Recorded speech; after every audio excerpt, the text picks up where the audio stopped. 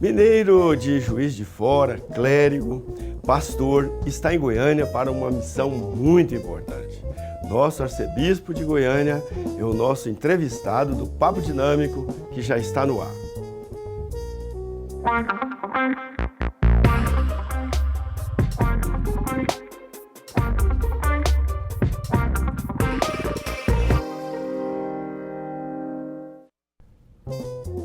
Olá, gente boa, muito boa noite. Estamos iniciando o Papo Dinâmico na PUC TV Goiás. A voz um pouquinho comprometida com a gripe, mas vamos conduzir porque o programa hoje está extraordinário com a presença aqui do nosso arcebispo de Goiânia, Dom João Justino. Muito obrigado, Dom João Justino, por aceitar o nosso convite. Muito boa noite, seja bem-vindo aqui ao nosso Papo Dinâmico. Boa noite, professor Daniel. Obrigado pelo convite. Me alegro muito de poder participar deste programa Papo Dinâmico da nossa PUC TV. Ok, e aí? Já chegou em fevereiro, março, abril, maio, junho. Já vai fazer 4 meses aqui. 4 meses depois de amanhã, dia 16 de junho, que eu cheguei e assumi a missão de arcebispo desta extensa arquidiocese. Como o senhor se sente hoje no comando da arquidiocese? Eu me sinto bem e ao mesmo tempo bastante desafiado. O primeiro desafio é conhecer a realidade desta arquidiocese. Na sua extensão, ela é 1/3 da diocese onde eu estava, de Montes Claros, lá também é arquidiocese. Mas a complexidade, por ser uma região metropolitana com uma população muito maior do que aquela que é de Montes Claros, e com muitos dispositivos da igreja, entre eles a Universidade Católica, a própria TV, a PUC TV, onde estamos agora, a complexidade do número de paróquias. Aqui tem muitos santuários também, lá tem também santuários? Por incrível que pareça, na Arquidiocese de Montes Claros, não. Nenhum santuário. Eu estava criando um quando fui transferido. Em Belo Horizonte, onde eu estive por 5 anos, havia naquele momento 10 santuários, hoje são 14. E aqui na nossa Arquidiocese de Goiânia, sabemos, são 4 santuários. E os santuários... O que leva uma paróquia a virar um santuário? Geralmente é a devoção do povo que produz o santuário. O santuário é um dom de Deus que passa pela escuta, pela fé do povo. Um santuário não se cria de cima para baixo em relação à figura do bispo, que poderia determinar. De fato, é o bispo que faz o decreto arquidiocesano elevando uma paróquia santuário ou uma igreja destacando-a de outra paróquia. Mas o fato é que é preciso ter ali um vínculo muito expressivo de participação do povo de Deus. E é o que nós encontramos aqui em nossa arquidiocese, nos santuários. Perfeito. E o que mais, assim, surpreendeu o senhor positivamente aqui em Goiânia? Exatamente o potencial desta arquidiocese. O trabalho que já foi realizado pelos bispos antecessores, Dom Fernando, Dom Antônio, Dom Washington, também os auxiliares que estiveram em momentos diferentes, e uma dinamicidade que ficou impressa no potencial que hoje existe. Então isso é uma surpresa para mim, positiva, uma surpresa positiva. Eu já imaginava que haveria um potencial, mas cada dia eu me deparo com como esse potencial é rico de fato. Perfeito. Além de arcebispo de Goiânia, o senhor também preside a comissão episcopal pastoral para Educação e Cultura da Conferência Nacional dos Bispos do Brasil, a CNBB. Como o senhor preside essa comissão e como é conciliar essas 2 missões, digamos assim, muito importantes, né, como arcebispo de Goiânia e presidente de uma comissão episcopal da CNBB? A nossa conferência episcopal, que reúne então todos os bispos da Igreja do Brasil, na sua organização tem a presidência, que é composta por 4 bispos, e o Conselho Episcopal Pastoral, que além dos membros da presidência, inclui 12 bispos, cada um à frente de uma comissão pastoral. E em 2015 e depois em 2019 eu fui reconduzido para presidir esta comissão, que é chamada de Comissão Episcopal Pastoral para a Cultura e a Educação. Na verdade, são 5 setores de serviço dentro desta comissão. O setor educação, que pega todo o trabalho com a educação básica, o setor universidades, portanto, a educação universitária, o setor cultura, há um setor de bens culturais e ainda o setor ensino religioso.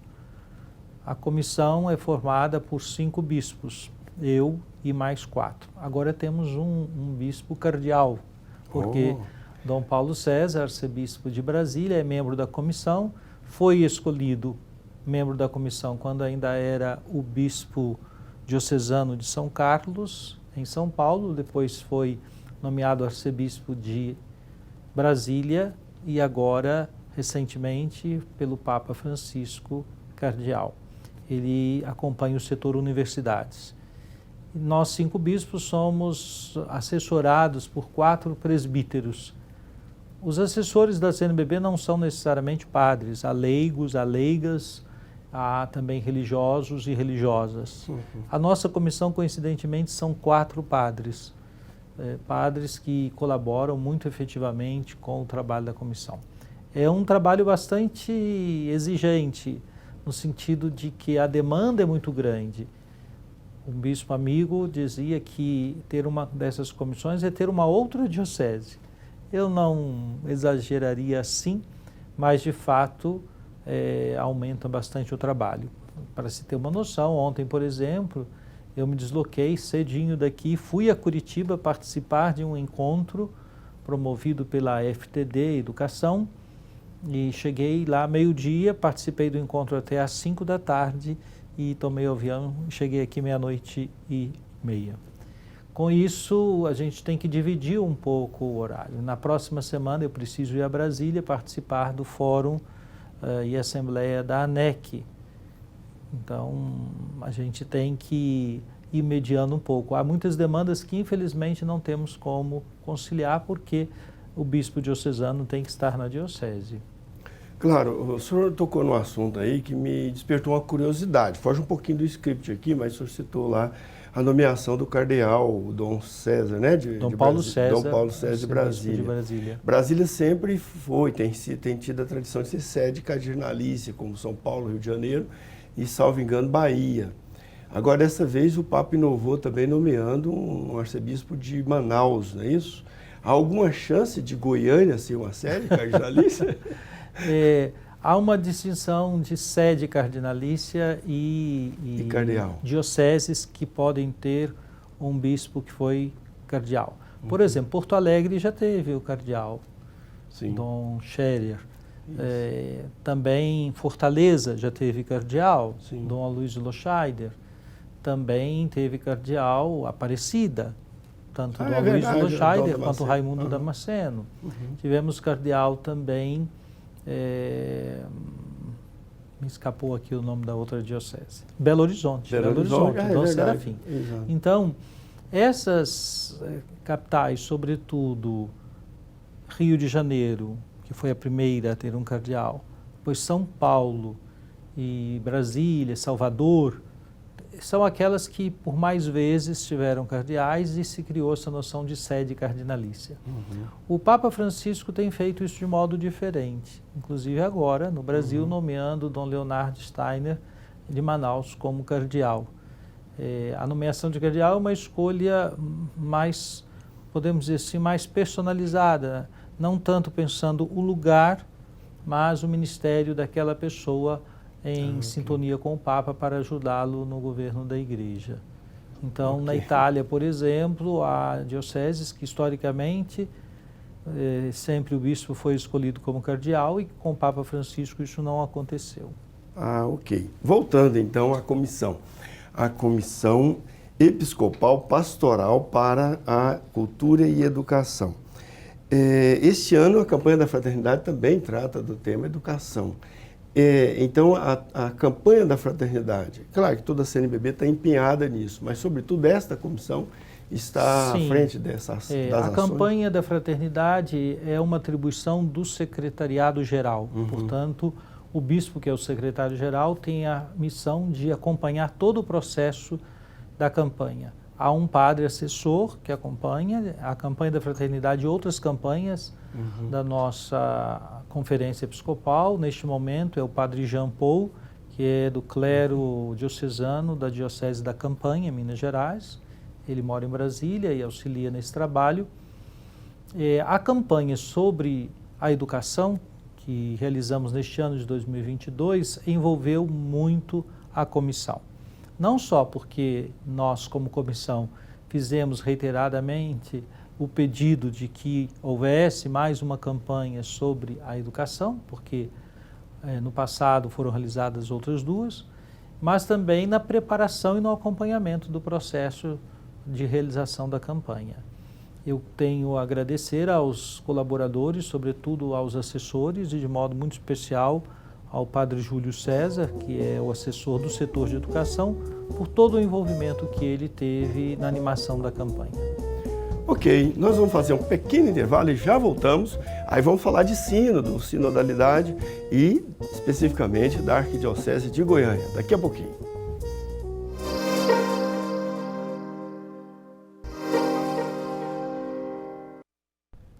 De volta com Papo Dinâmico na PUC TV Goiás, toda terça-feira, 21 horas, 9h30 da noite. Estamos aqui na PUC TV, canal 22, canal aberto, mas também estamos no YouTube, no canal do programa Papo Dinâmico, no canal da PUC TV Goiás e no Instagram, no Facebook, no Twitter, no perfil do programa Papo Dinâmico. Hoje estamos aqui recebendo nos nossos estúdios Dom João Justino, arcebispo de Goiânia e presidente da Comissão Episcopal Pastoral para a Cultura e Educação da CNBB.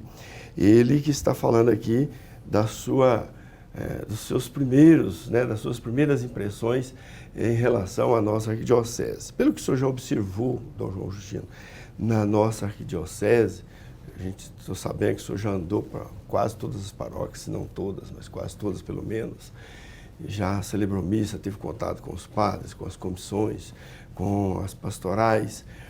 Pelo que o senhor observou e pela experiência, pelo conhecimento que o senhor tem também da realidade eclesial no Brasil, como é que está a nossa arquidiocese? Qual é a posição que o senhor coloca a nossa arquidiocese em relação a esse cenário eu posso dizer eclesiológico, eclesial no Brasil?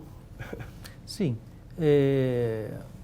Primeiro, esclarecendo, nestes quase 4 meses, diz que depois de amanhã completarei 4 meses, eu visitei praticamente 1/3 das paróquias, ainda não cheguei à metade.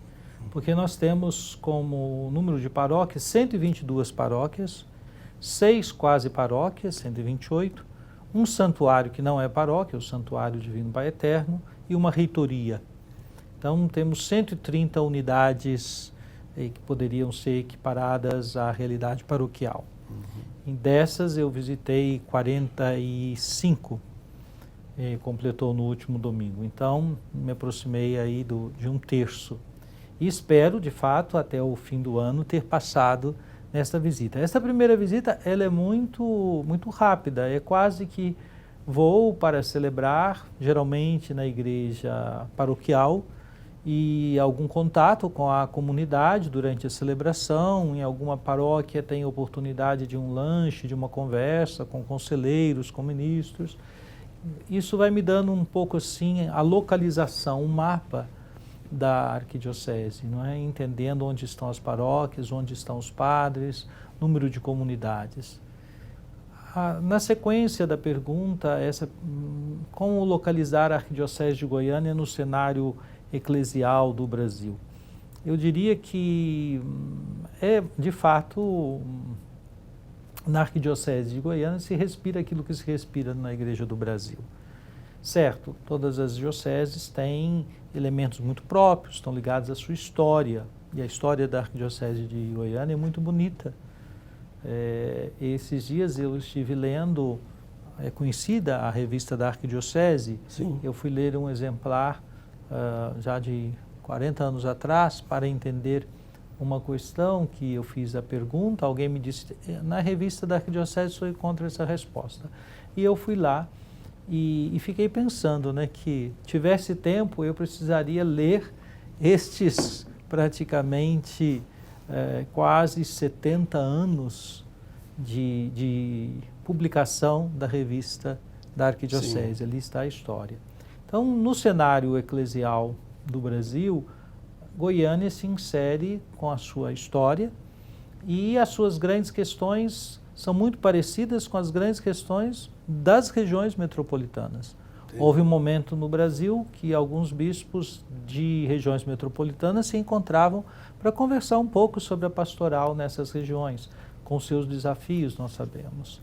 E oxalá, pós-pandemia, consigamos novamente também ter esses encontros, eles são muito interessantes.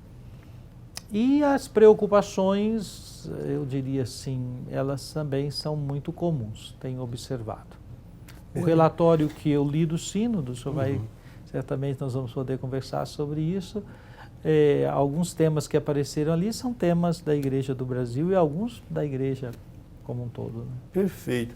À luz dos documentos conciliares e pontifícios, especialmente depois do Concílio Ecumênico Vaticano II, a Igreja é sempre apresentada como mãe e educadora, né? Qual o significado disso para a realidade educacional da Igreja do Brasil? Bem, a imagem materna aplicada à Igreja é muito bonita porque todos nós sabemos o que é uma mãe e qual a sua missão, né? De gerar e educar os filhos. O pai participa deste movimento, né? De se tornar também ele pai e participar dessa geração, embora a gestação se dê no útero da mãe. Então, por isso a figura da mãe, talvez biologicamente, fisicamente, emocionalmente, é muito mais forte para falar desse zelo de cuidar dos filhos, porque ela depois amamenta. Ela é mãe porque gera filhos para a Igreja, né? Filhos para Cristo. Exatamente. Né? Deus. Daí nasceu essa noção atribuída de que a Igreja é mãe. E como mãe é educadora, e educadora da fé, sem dúvida. Sim. Educadora da fé em todas as suas dimensões. Ela é mãe e mestra, se usou muito, inclusive um título de um documento, de um texto bonito do Papa São João XXIII. Mas ela é uma mãe e mestra que aprende sempre. Isso é interessante, porque também os mestres e as mães aprendem sempre, né? Por isso ela se atualiza com o tempo, o próprio Concílio Vaticano. Né? O Concílio chegou a dizer uma coisa muito forte, disse que a Igreja precisa sempre de reformas. Ecclesia semper reformanda, quer dizer, ela vai sempre se adequando aos desafios que são postos à sua missão. Como articular essa identidade da Igreja mãe e mestra com a campanha da fraternidade deste ano e também o pacto, né, educativo global lançado pelo Papa Francisco em 2020, né? Foi 2020, 15 de junho de 2020. Tem tudo a ver esta relação, porque a Igreja, historicamente entendida como mãe e mestra, mãe educadora, ela tem todo um pendor para também cuidar da educação formal. Por isso a Igreja tem uma rede de escolas, tem universidades e cuida também da educação popular, muitas outras expressões. No trabalho social, sobretudo, quanto nossas comunidades cuidam de educar as crianças, os adolescentes, os jovens. É um trabalho sempre muito presente nas dioceses. Então, o Pacto Educativo Global proposto pelo Papa Francisco é uma proposição para que se faça novamente uma aliança em prol da educação, da família, da escola, universidade, com a sociedade civil sobretudo, sociedade organizada. Por vezes o Papa observou isso e nós sabemos concretamente o que significa isso, uma visão da educação muito fragmentada, como se a família, que não tem nada a ver com a escola, e a sociedade também se isentando. Na verdade, E o Papa se inspira no provérbio africano: para educar a criança, uma criança é preciso de uma aldeia inteira. Então, todos nós que estamos na sociedade temos a nossa participação no processo de educação das novas gerações. A criança, ela é educada no primeiro grupo social, que é a família, e depois vem a escola e logo a inserção na sociedade. Essas instituições têm que estar em diálogo, todas apoiando a educação. A encíclica Fratelli Tutti, o Papa apresenta ali uma visão política, digamos assim, da humanidade, de construção de uma fraternidade universal. A gente viu a Revolução Francesa de 1789, né? Ela trabalhava 3 ideais, que era a igualdade, liberdade e fraternidade. A gente viu que o socialismo tentou implantar a igualdade, fracassou, não conseguiu. O capitalismo tenta até hoje implantar a liberdade, e não consegue implantar a liberdade porque a gente vê fracassar muitos países capitalistas com a marginalidade, com a marginalização, etc.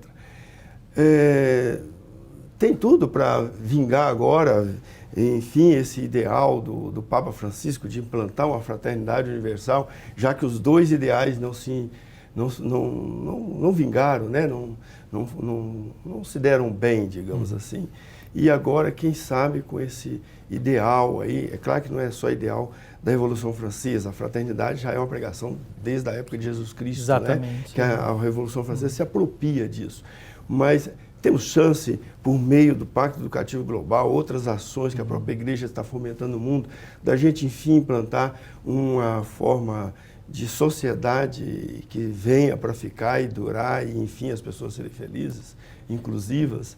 Talvez pudéssemos tentar, não aqui, obviamente, mas é possível tentar escrever um pouco a história da liberdade, da igualdade, da fraternidade. O que ao longo da história da humanidade, como esses temas emergiram.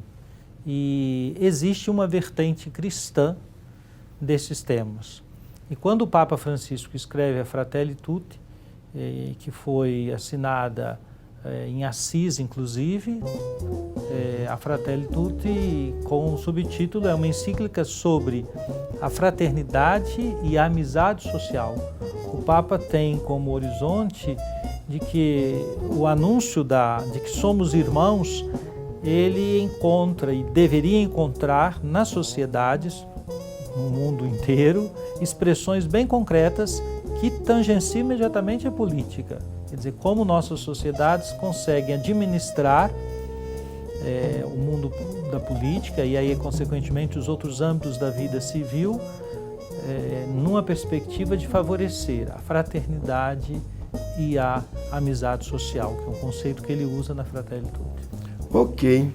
Então tá, vamos fazer um pequeno intervalo e já voltamos. Aí sim vamos mergulhar em cheio no processo sinodal da Igreja no mundo e aqui também na Arquidiocese de Goiânia.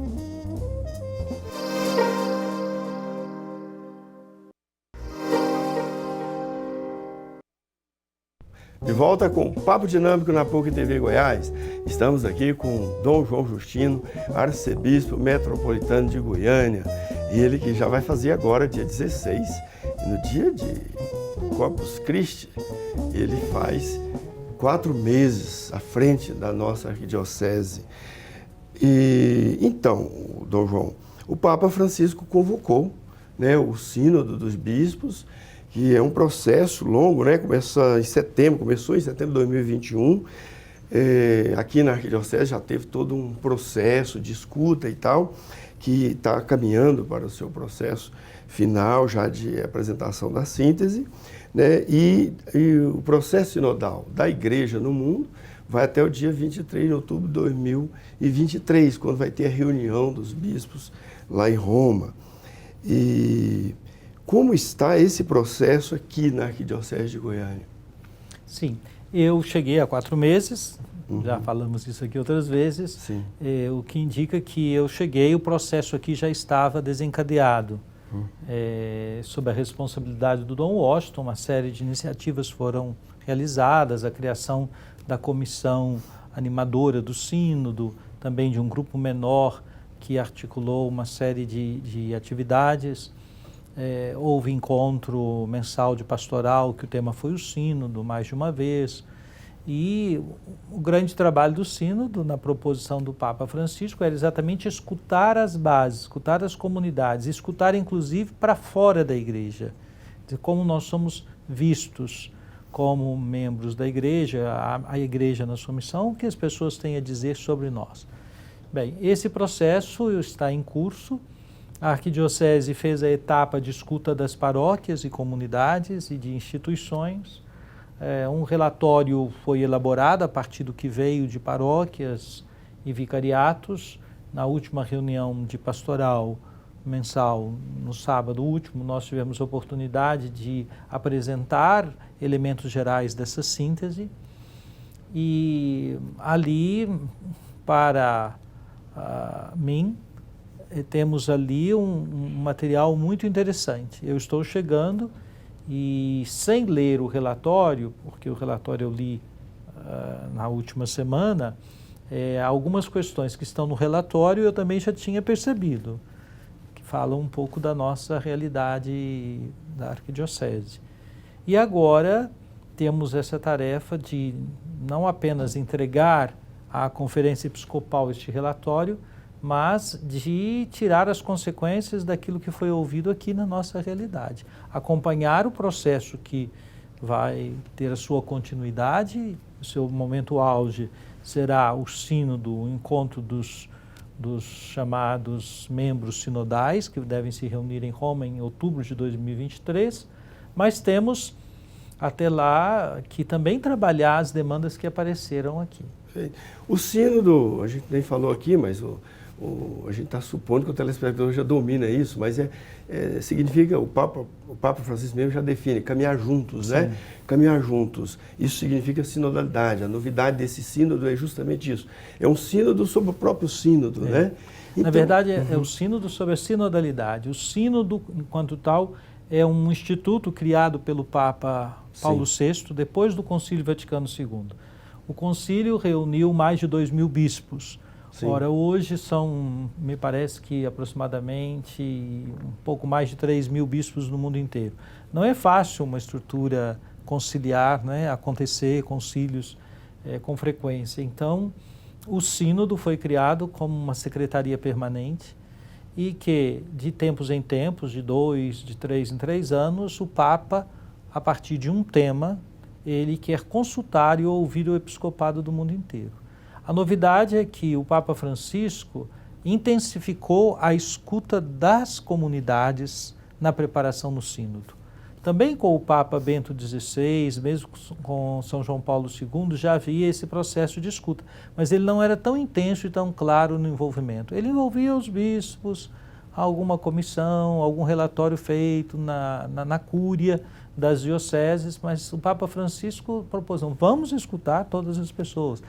Foi assim no sínodo para a juventude, foi assim no sínodo para a família e depois agora, intensamente, esse sínodo sobre a sinodalidade. Sinodalidade. Pois é, como implantar a sinodalidade na Arquidiocese de Goiânia? Como é que Na verdade, aqui já existem estruturas que favorecem a sinodalidade. Aí sim, partindo da noção de que sínodo significa caminhar juntos, é próprio da natureza da igreja a dimensão comunitária.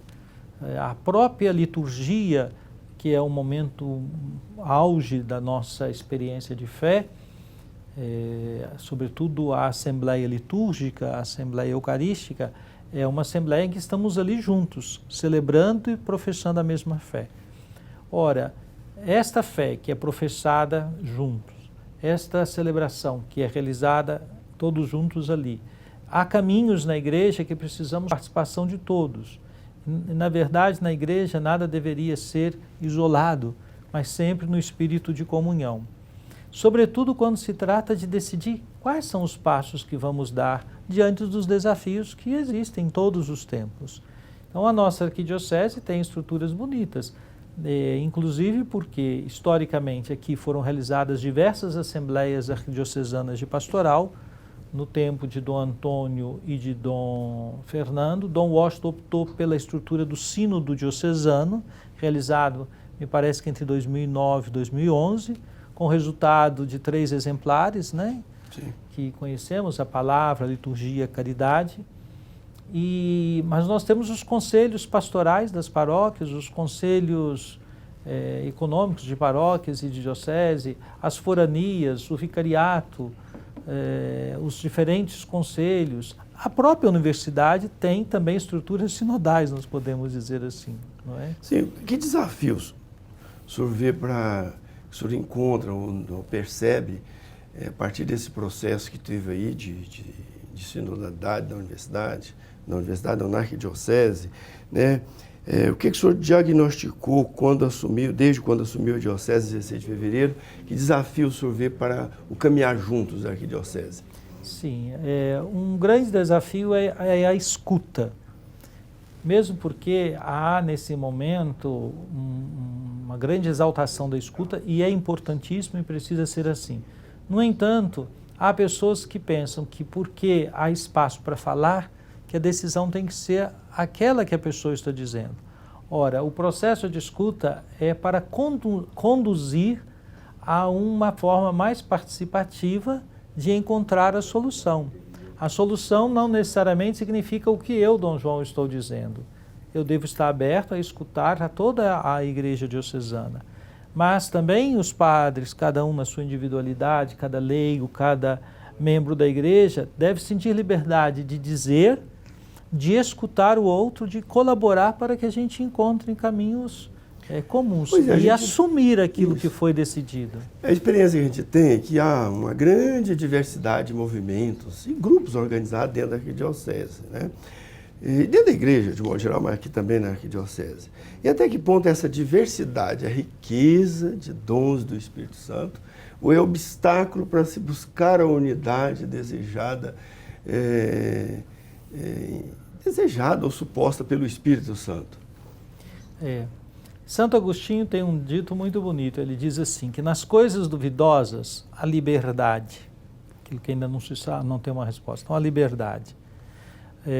Naquilo que é essencial, a unidade, mas em tudo a caridade.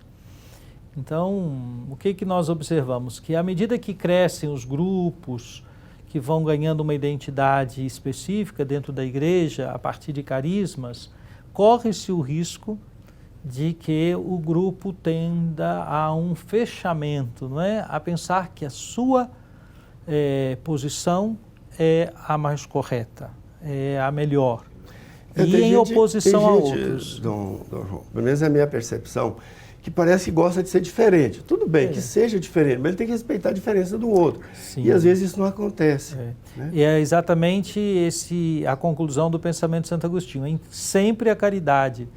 Então, um processo sinodal significa disposição para abrir o jogo, eu diria assim, mas para depois assumir as regras do jogo.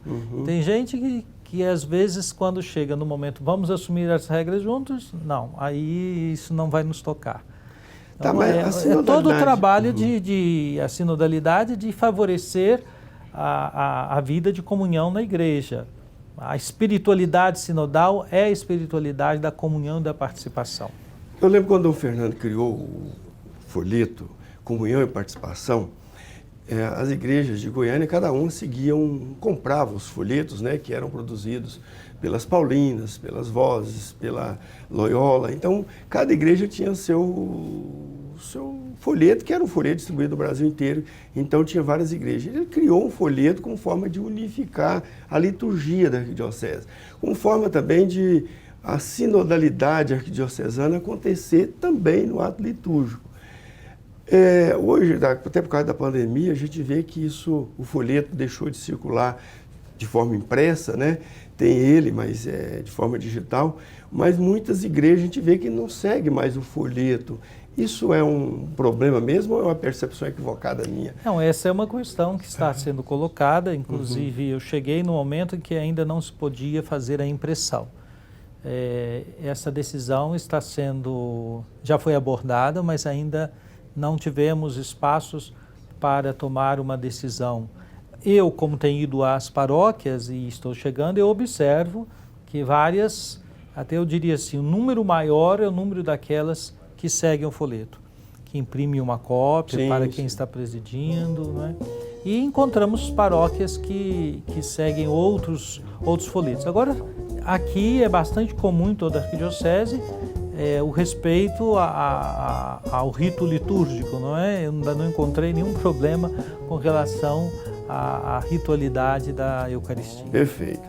Como o senhor vê o compromisso da igreja na dimensão social, política e ambiental?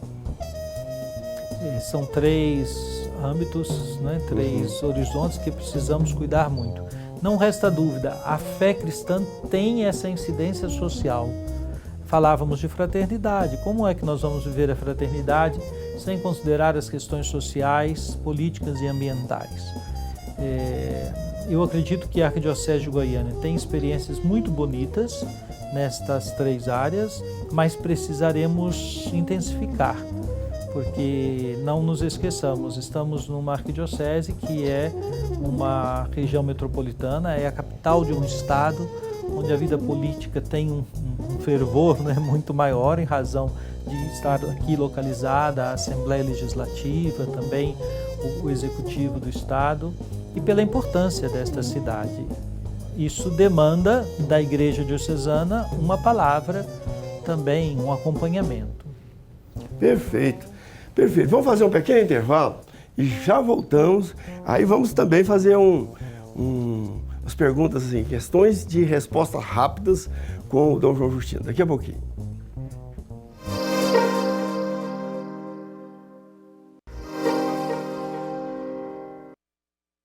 De volta com o Papo Dinâmico na PUC TV Goiás. Hoje estamos aqui com o arcebispo de Goiânia, presidente da Sociedade Goiana de Cultura e também grão-chanceler da PUC Goiás, Dom João Justino.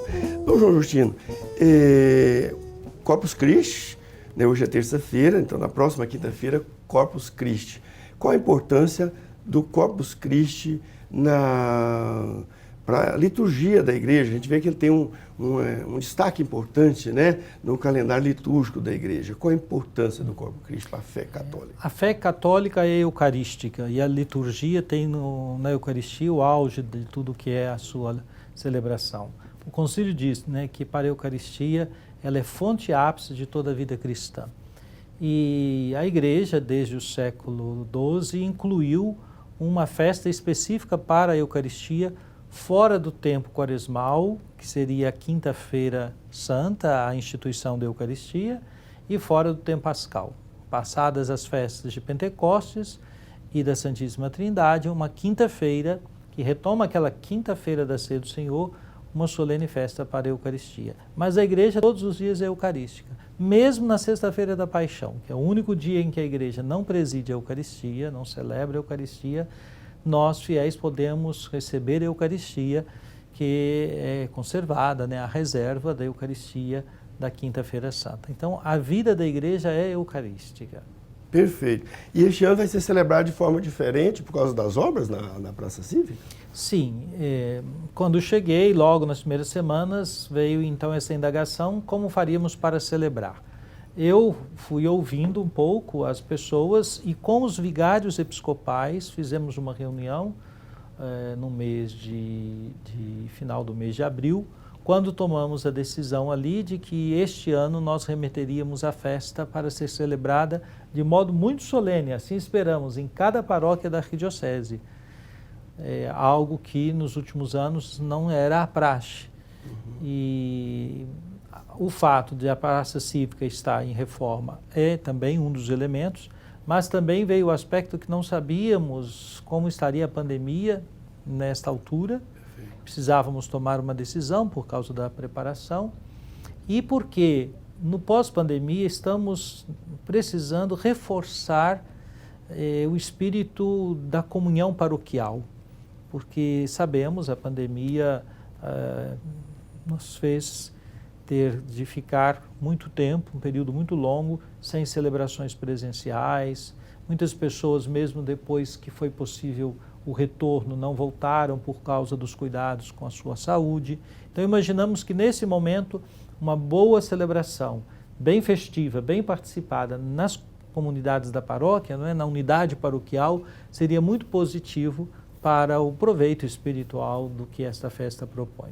Perfeito. Como é que está a arquidiocese hoje servida de padres? Tem muito padre ou está faltando padres? Poucos. Esta é uma grande preocupação que tenho, uma grande preocupação. Nós temos um clero diocesano menos numeroso do que o clero religioso, e os diocesanos são os padres ligados diretamente à arquidiocese, ao bispo, os religiosos são as congregações, que estão ligadas, portanto, ao seu superior local ou se encontram em outro lugar. Mas é lógico que o padre religioso que serve na diocese, ele está em comunhão com o bispo diocesano, presta também uma obediência de comunhão com a igreja local. Então nós temos um número de padres diocesanos, um número pequeno. Basta dizer que incardinados, isto é, que pertencem ao presbitério, são apenas 85. Em Montes Claros nós temos, em Montes Claros são 100. Tem mais padres. Então, veja bem, depois temos um número grande de padres que está fazendo experiência na diocese, que poderá ser incorporado, incardinado futuramente, mas temos um desafio muito grande, porque temos 15 padres que são responsáveis por 2 paróquias. Então, se hoje eu tivesse 15 padres, eu poderia dizer a eles, olha, vocês cada um vão receber uma paróquia. Então, é um desafio muito grande. Como é que estão as vocações? Também é um desafio, nós temos vocações, mas temos um número pequeno. Neste momento temos 3 diáconos transitórios para serem ordenados, esperamos que ainda este ano, serão as primeiras ordenações diocesanas que vou fazer aqui de padres. Foram ordenados diáconos por Dom Washington, e temos na teologia, no seminário, apenas 4 da nossa arquidiocese. Então significa que nos próximos 4 anos nós vamos ter mais 4 padres formados pelo seminário. Quer dizer, é um número muito pequeno. Em 3 anos em Montes Claros eu ordenei 15 padres. Aqui a perspectiva é que em 5 anos eu ordenarei 7. Pois é, o seu jovem aí quer ser padre. O que ele tem que fazer? Primeiro tem que logo fazer contato com o bispo, com os padres e dizer, né, olha, eu tenho pensado na possibilidade de ser padre. Eu encorajo os jovens que nos escutam, também as famílias. A vocação sacerdotal é algo muito belo, que nos realiza muito, mas é preciso essa coragem de se apresentar. É um longo itinerário, não resta dúvida, mas é possível, e o exemplo dos padres que servem essa igreja é muito edificante. Quando nós pensamos, sobretudo nos mais idosos, me lembro aqui do Monsenhor Alderando, do Monsenhor João Deiber, do Padre Nilo, do Padre Lino, e, enfim, daqueles mais idosos nos inspiram de pensar que o Monsenhor também Jean Birot, são vários aqui idosos que estão mostrando, né, a maravilha de servir ao povo de Deus. Eu espero que as vocações aumentem. Dom João, vamos ao nosso, digamos assim, quick questions, perguntas rápidas agora. Vamos ver se eu consigo. Se não der, passa, tá bom? Fica tranquilo. O que é ser normal e o que é ser santo? É a mesma coisa? Acho que não, mas os santos às vezes têm algo de esquisito, né? Ser normal, eu diria que não ser tão normal. Entendi. O que é a família? Fala-se muito de família, mas a gente vê que família é uma realidade um pouco complexa. Como é que o senhor define a família? É o lugar dos afetos mais fortes e também das nossas dores mais profundas. Tá. O senhor já tem uma experiência longa de pastor. O que é ser pastor? Acompanhar. Acompanhar. E o que é ser discípulo? Escutar e seguir. Tá certo. Entre razão e fé, qual deve ser a relação? De integração. Não é? A fé ilumina a razão questiona a própria fé. Perfeito. Qual a importância da arte para a educação? Promover a criatividade, né? Dar espaço para a criatividade, que é uma coisa maravilhosa. E qual a importância do esporte para a educação e para a fé também? A dimensão lúdica da existência, não é? Perfeito. Há teólogos que falam que no lúdico está uma busca daquilo que é o infinito, né? Há uma transcendência no jogo. Tá bom. Como é o João Justino Filho, que eu soube que recentemente o senhor esteve visitando a mãe do senhor e tal. Sim, fui em casa. É familiar, gosto de estar com a família, né? Me sinto bem. O senhor é um de quantos da família? Eu sou o quarto filho de 5. De 5. Somos 5. Ok. Como é o João Justino homem? Gosto da vida, gosto de viver, gosto das coisas boas da vida, tem tantas, né, que Deus nos concede. E o João Justino homem também se cansa, se irrita às vezes. Como é o João Justino cidadão? Preocupado, sobretudo neste momento, né, com as grandes questões que atingem a vida da sociedade, pensando o mundo como um todo, mas também o nosso país tem muitos desafios. Ok, o senhor vê uma política, quer dizer, o senhor é mais por uma política que promove a prosperidade das pessoas ou a inclusão? As duas coisas são possíveis, né? Não pode haver prosperidade sem inclusão, né? Porque inclusive para haver a inclusão você tem que ter também a prosperidade. E talvez aí esteja um grande desafio, né? Que muita gente coloca isso como alternativa. Tá, outra pergunta para encerrar.